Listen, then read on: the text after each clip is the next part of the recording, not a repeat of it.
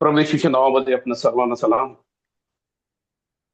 परमेश्वर स्तुती असो. आज पुन्हा एक वार त्याच्या पवित्र नावामध्ये आपल्याला त्याने घेऊन आलेला आहे आणि आपण सर्वजण जूनच्या माध्यमातून एकत्र झालो असताना पवित्र आत्म्याच्या कर्मी तो तुम्हाला आणि मला आध्यात्मिक कृपादानी आणि सेवा कर याच्याबद्दल अभ्यास देत आहे. आणि याच्यामध्ये वचनाची फोड करून सांगण्यासाठी मला साऊथ महाराष्ट्र सेक्शननी संधी दिली.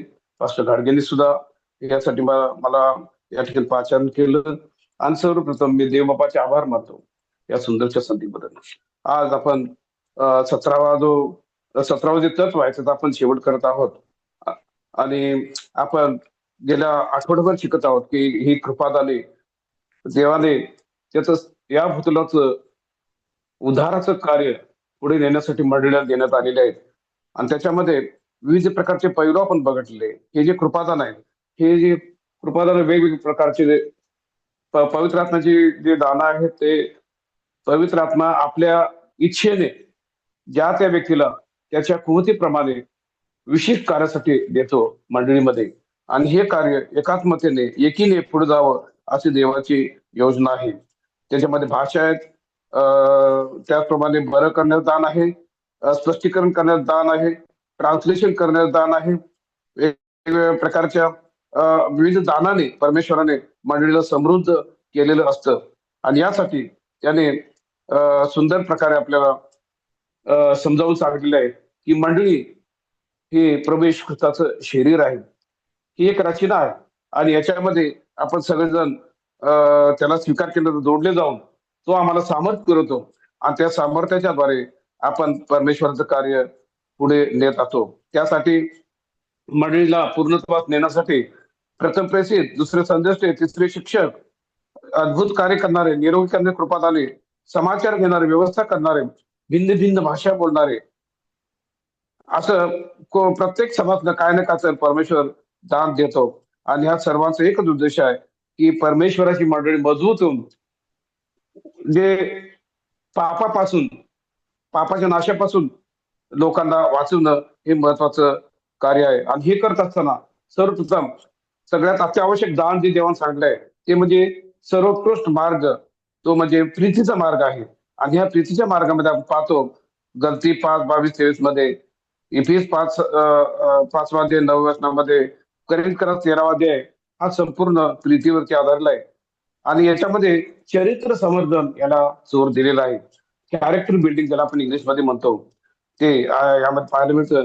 प्रथम देवाचा जो भक्त असतो तो स्वतःमध्ये बदल त्याच्यामध्ये होतो आणि त्यानंतर त्याला पवित्र आत्मा दानांचा त्याच्या वर्षाव करून त्याच्याकडून त्याचं सेवा कार्य पुढे नेतो. यासाठी मंडळीमध्ये ज्या ज्या लोकांना दान दिलेलं आहे त्यांच्यामध्ये एकी असावी, त्यांच्यामध्ये प्रीती असावी, देवाची मूळ योजना आहे. जर नसेल तर त्या ठिकाणी मंडळीमध्ये गोंधळ होतो आणि दुजाभाव ह्या गोष्टी पाहायला मिळतात. परमेश्वराच्या गौरवासाठी जगणे हा आणखी एक मुद्दा बघितला आपण. त्याच्यामध्ये आपण पाहतो सगळ्यांनी एकत्र नांदत असल्यामुळं या मंडळीमध्ये किंवा या समाजातील राष्ट्र, वंश, भाषा, निरनिराळ्या जाती या सगळ्या संपुष्टात आलेल्या असतात. ख्रिस्त त्यांच्या जीवनात आल्यानंतर आपल्याला दान मिळाल्यावर पूर्णपणे या सगळ्या गोष्टी ते त्यांच्या जीवनातून निघून गेले असतात आणि त्याच्यामध्ये ऐक्य हे निर्माण झालेलं असतं. पवित्र आत्म्याचे ऐक्य टिकवण्यासाठी झटा असं म्हणते इफिस पत्रामध्ये 4:1 वचनामध्ये, एकमेकांना सहन करा आणि नम्रतेने क्षमाशीलने एकमेकाला वागून शांतीच्या बंधनाने आत्म्याचे ऐक्य राखावयास झटून प्रयत्न करा असं पाऊल या ठिकाणी आपल्याला सांगतो. आपण पाहतो बरेचसे पॉइंट आहेत पण आपण ते सगळं घेणार नाही. या ठिकाणी आपण आठवडे पाहिलेले आहेत. आध्यात्मिक कृपादानाचा लाभ केवळ पालकांनी सेवा कार्य करायला नाही पाहिजे, पण प्रत्येक मेंबरचा त्यात समावेश व्हायला पाहिजे. यासाठी पास्टरने महत्वाची भूमिका बजावली पाहिजे. त्यांनी समाजाला प्रशिक्षित करणं गरजेचं आहे. आणि ज्या पालकाला प्रशिक्षण देता येत नाही त्यांनी पालखी सेवा करू नये असं या ठिकाणी 240 पानावरती सांगलंय. ज्या पालकाला प्रशिक्षण देण्याचे कृपादान नाही त्या पालकांनी पालखी सेवेमध्ये राहू नये, तर देवाच्या दुसऱ्या कामात त्याने भाग घ्यावा. देवाच्या प्रत्येक दानाप्रमाणे त्याने प्रत्येक समाजाला एकत्रित आणून त्यांना देवाच्या कार्यासाठी ट्रेनिंग द्यावं आणि त्यांना परमेश्वर सेवेसाठी सिद्ध करावं असं म्हटलेलं आहे. जर हे जमत नाही तर त्याने ते कार्य सोडून द्यावं आणि दुसरं काम करावं परमेश्वराच्या कृपादानाच्या माध्यमातून. आध्यात्मिक दानाचा शोध देखील घेणं महत्वाचं आहे आणि मंडळीने या दानांचा काय म्हणतात ना स्वीकार करून या लोकांना उत्तेजन देऊन देवाच्या कार्यासाठी त्यांना पुढं नेणं फार महत्वाचं आहे. आजच्या भागामध्ये आपण पाहतो आता जो शेवटचा भाग आहे याच्यामध्ये आपण बघतो आध्यात्मिक कृपादान दानाचा शोध या कामगिरीमध्ये सामील होण्यासाठी दानांचं ज्ञान झालं पाहिजे. आणि हे ज्ञान असं म्हटलं या ठिकाणी होका यंत्राप्रमाणे कार्य करतं. होका यंत्र म्हणजे कॉम्प्युटर जो असतो किंवा कंपास जो असतो कंपास जी सुई असते ती पूर्व पश्चिम असे दाखवत असते किंवा नॉर्थ साऊथ हे जे दाखवत असते तशा प्रकारे तुम्ही आणि मी पापाला पाप म्हणणारे बनलं पाहिजे आणि देवाच्या कार्याला हातभार लावणारे चांगले कॅरेक्टर असणारे असले पाहिजे. ज्यांना दाने प्राप्त झाले त्यांना सेवा कार्य आणि समृद्ध जीवन यांच्याकडे ते मार्गदर्शन करतात. मंडळी काय करते बरं, ज्यांना दान प्राप्त झाले त्यांना सेवा कार्यासाठी समृद्ध जीवन याच्याकडे ते मार्गदर्शन करत असतात. कारण का योहानाचा 10वा अध्याय आणि 10 वचनामध्ये येशू म्हणाला, मी विपुल जीवन देण्यासाठी आलेलो आहे. मी तुम्हाला जीवन देण्यासाठी आलेलो आहे. आणि म्हणून जो या मंडळीमध्ये आहे त्या प्रत्येकाला येशू समृद्ध जीवन याच्याकडे मार्गदर्शन केलेले लोक पाहतो. आम्ही जर आमच्या दानाचा शोध घेत नाही किंवा निष्काळजीपणा जर केला आणि ओळखून त्याचा विकास केला नाही आणि ती उपयोगात जर आणली नाही तर मंडळी अधोगतीला जाईल आणि देवाच्या इच्छेप्रमाणे किंवा त्याच्या दृष्टीने मंडळी कमी पडेल देवाच्या कार्यामध्ये आणि परमेश्वर त्यांना तिचा जाब विचारेल. आपल्या आध्यात्मिक कृपादान शोधण्यासाठी खालील स्पष्टीकरणाकडे आपण बघूया. पहिला जो भाग आहे तो म्हणजे पहिला मुद्दा आहे आध्यात्मिक तयारी असली पाहिजे. आपली आध्यात्मिक कृपादान शोधण्यासाठी माहिती होण्यासाठी आपली स्वतःची आध्यात्मिक तयारी असली पाहिजे. ख्रिस्तांना पाप्याने ख्रिस्ताकडे मार्गदर्शन करण्यासाठी समर्पक भाषेचे ज्ञान होण्याची पवित्रतेसाठी पाप्यांना ख्रिस्ताकडे मार्गदर्शन करण्यासाठी समर्पक भाषेत ज्ञान होण्यासाठी पात्रतेसाठी प्रेषित जन आत्मीयतेने प्रार्थना करत होते. आपल्याला प्रारंभिक मंडळीचे या ठिकाणी उदाहरण आहे. त्यांना पापी लोकांना ख्रिस्ताकडे आणण्यासाठी समर्पक भाषेचं ज्ञान व्हावं यासाठी ते आत्मीयतेने प्रार्थना करत होते, कळकळीने प्रार्थना करत होते. सर्वांमध्ये श्रेष्ठ कोण याविषयी त्याच्यामध्ये जो काय एक अहंकार निर्माण झाला होता, मी पण आला होता, तो सर्व त्यांनी काढून टाकला. त्यांनी पाप कबूल केली आणि तो प्रवृत्तीने ते ख्रिस्ताच्या अधिक जवळ आले. आज ते ख्रिस्ताचा स्वीकार करतात. त्यांना पवित्र आत्म्याच्या बाबतीची तयारी सारखाच अनुभवाची देखील गरज भासते. पवित्र आत्मा बातमा ही एकाच वेळची घटना नाही. पवित्र आत्म्याचा अभिषेक जो आहे किंवा बातमा ही काही एकाच वेळची घटना नाही. प्रत्येक दिवशी याचा अनुभव आपण घेऊ शकतो. त्या बातम्याची आम्ही प्रभूजवळ विनंती केली पाहिजे, कारण त्याद्वारे मंडळीला साक्ष देण्याचे आणि सुवार्थ प्रसार करण्याचे सामर्थ्य मिळते, प्राप्त होते. त्यासाठी आम्ही परमेश्वराला सतत आपलं जीवन वाहून देत केलं पाहिजे. ख्रिस्तामध्ये पूर्णपणे राहिलं पाहिजे आणि आमच्या दानांचे ज्ञान होण्यासाठी आम्ही त्याला विचारलं पाहिजे. याकोबाचा पहिला अध्याय आणि 5वं वचन म्हणतं की त्याने देवाजवळ मागावे, तो दोष न लावता देणग्या देतो. स्वर्गातून जे देणगे देतो परमेश्वर, तो दोष न लावता जो मागतो त्याला देतो. आणि यासाठी रोज तुम्ही नेहमी ख्रिस्तामध्ये पूर्णपणे टिकून राहिलं पाहिजे. जसं या ठिकाणी म्हटले, दररोज झाडाला पाणी आपण घालतो तसं ते वाढत जातं आणि फळ द्यायला लागतं. तसं ख्रिस्ती जीवन आहे. तुम्ही आणि मी प्रत्येक दिवशी, प्रत्येक क्षणाला, प्रत्येक घटकेला ख्रिस्ताच्या जवळ राहिलं पाहिजे. प्रभूच्या वचनाचा अभ्यास केला पाहिजे आणि त्यामुळे आपलं जीवन ताजंतवानं होऊ शकतं, टवटवीत होऊ शकतं आणि अखंड बायबल स्टडी दररोजचा झूमवर हजर राहिल्याने, प्रार्थना केल्याने आपली आध्यात्मिक वाढ होईल आणि तुम्ही ख्रिस्तामध्ये आपण टिकून राहणार आहोत. जरी संकट आले जरी आपली परीक्षा झाली तर त्यामध्ये आपण ख्रिस्तासाठी खंबीरपणे आपण प्रतिनिधित्व करणार आहोत, उभे राहणार आहोत. पवित्र शास्त्राचा अभ्यास. नव्या करारामध्ये आध्यात्मिक कृपादानाविषयी जे विधित करण्यात आले त्याचा प्रार्थनापूर्वक अभ्यास केल्यामुळे आम्हाला जे ठराविक विषय दान देण्यात आलाय त्याचा प्रभाव पवित्र आत्मा आमच्या मनावर पाडतो. त्याच्या कार्यामध्ये वापरण्यासाठी देवाने आम्हाला कमीत कमी एक तरी दान दिले आहे असा तुम्ही मी विश्वास धरणं खूप महत्वाचं आहे. परमेश्वराच्या कार्यामध्ये तुम्हाला मला एक तरी दान दिलं आहे हे तुम्ही विश्वास ठेवला पाहिजे आणि यासाठी आपण अभ्यास केला पाहिजे की त्यामुळे आम्हाला ठराविक विशेष दान जे देण्यात आलं आहे त्याचा प्रभाव पवित्र आत्मा आपल्या मनावर पाडतो. आपल्याला समज येतो, आपल्याला कळतं आपल्याला कोणतं खास दान आहे आणि मग ते आपण देवाच्या पवित्र चरणी कामाला लावतो. ईश्वरी दानास मोकळेपणा हा पुढचा भाग आहे. ईश्वरी मार्गदर्शनास मोकळेपणा.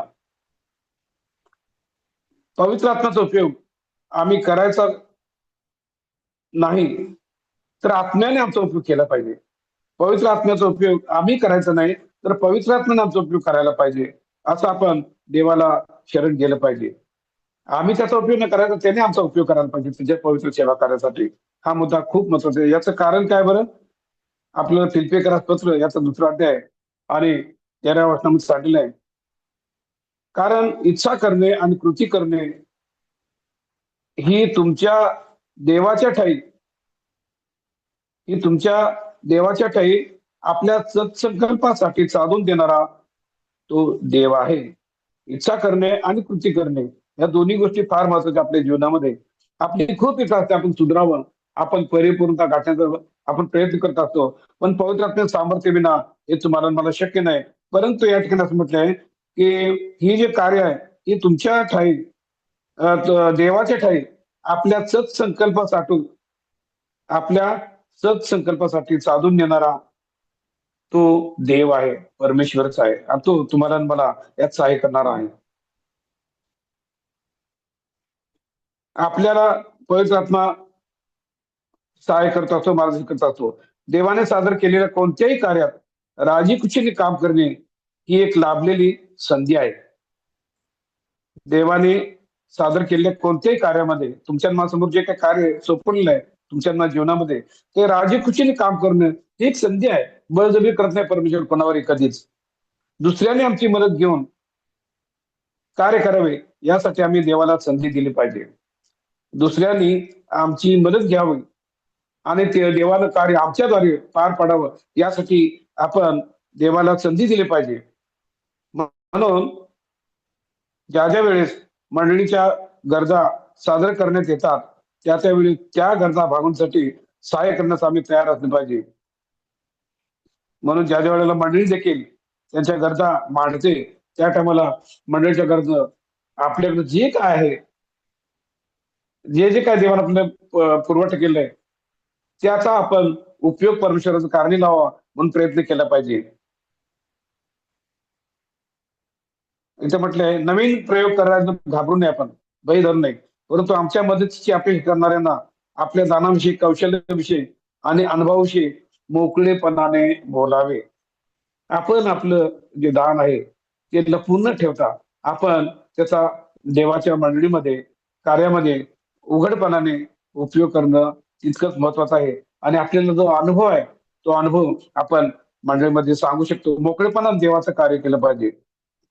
मंडळीची मान्यता आहे. आता यासाठी जे काही आपली पवित्र दान आहे, कृपेचं दान आहे, याच्यासाठी मंडळीची मान्यता आहे या ठिकाणी सांगितलेली आहे.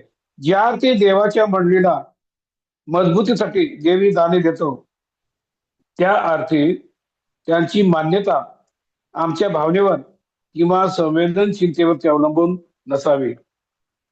ज्या अर्थी देवाच्या मंडळीच्या मजबूतीसाठी देव ही दाने देतो त्या अर्थी त्यांची मान्यता आमच्या भावनेवर किंवा संवेदनशीलतेवरती अवलंबून नसावी तर ख्रिस्ताच्या मंडळीच्या निर्णय शक्तीवर असावी. ख्रिस्ताच्या मंडळीच्या निर्णय शक्तीवर असावी.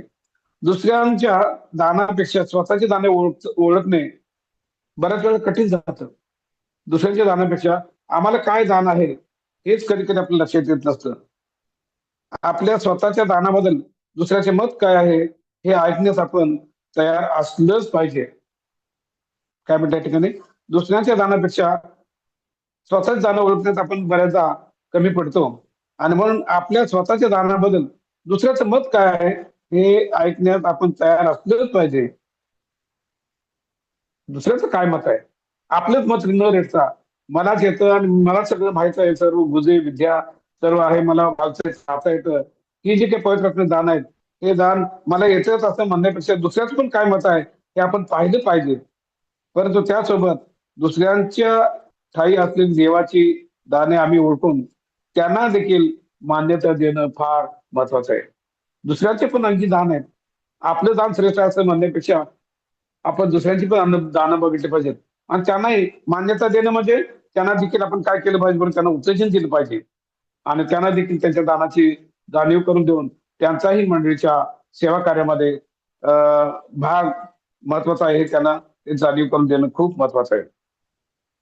देवाने आमच्यासाठी जे स्थान किंवा सेवा कार्य नेमून दिले आहे त्याची जाणीव ठेवणे यापेक्षा दुसरे कोणतेही चेतनात्मक आणि परिपूर्ती करणारं कार्य नाही. माझ्या प्रियांत म्हटलंय, देवाने आमच्यासाठी जे स्थान किंवा सेवा कार्य नेमून दिले आहे त्याची जाणीव ठेवणे यापेक्षा दुसरे कोणतेही चेतनात्मक आणि परिपूर्ती करणारं कार्य नाही. परमेश्वराने आपली निवड केलेली आहे. आपलं जे स्थान आहे, आपलं जे हुद्दा आहे किंवा आपलं जे काय आपल्या आयुष्यामध्ये आपण आहोत ते सर्व देवाचं सेवा कार्य पुढे नेण्यासाठी आहे याची जाणीव ठेवणं हे खूप महत्वाचं आहे. आणि ही जाणीव इतकी महत्वाची आहे म्हटले की यासारखं दुसरं कोणतंही परिपूर्ण कार्य करणारं नाही. हे कार्य खूप महत्वाचं आहे आपण समजून घेणं. पवित्र आत्म्याच्या द्वारे ख्रिस्ताने जे विशेष दान दिले आहे त्याचा उपयोग त्याच्या सेवेत करणे किती आशीर्वादच आहे. हे जे काय आपल्याला दान दिले, विशेष दान दिले परमेश्वरानं, ख्रिस्ताच्या ख्रिस्ताने जे आपल्याला दान दिलं आहे त्याचा उपयोग त्याच्या सेवेत करणं खरोखर किती समाधानकारक आणि आनंदाची बाब आहे. आम्ही स्वतःसाठी याचा उपयोग करू नये. कालच्या परवाच्या अभ्यासात पाहिलं आपण स्वतःच गुणगान करू नये. आपण पैशासाठी याचा उपयोग करू शकत नाही. हे परमेश्वरानं त्याच्यासाठी रक्त सांडून तुम्हाला मला विकत घेतलेलं आहे आणि त्याच्यासाठी आपण त्याचा उपयोग करणं फार महत्वाचं आहे दानाचा. हे आपल्या स्वतःची खाजगी मालमत्ता नाही याची जाणीव होणं फार महत्वाचं आहे. त्याच्या या कृपादानाचा उपयोग आम्ही दुसऱ्यासाठी करावा ही ख्रिस्ताची अति उत्कृष्ट इच्छा आहे. या दानाचा उपयोग तुम्ही आणि मी दुसऱ्यांसाठी करावा ही देवाची उत्कृष्ट इच्छा आहे.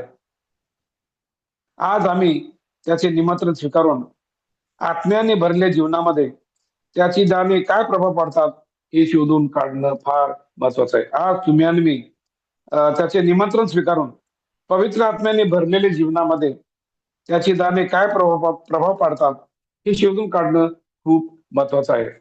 आणि ही जी दानं आहेत माझे प्रियानो, ही आमची स्वतःची मालमत्ता नाही.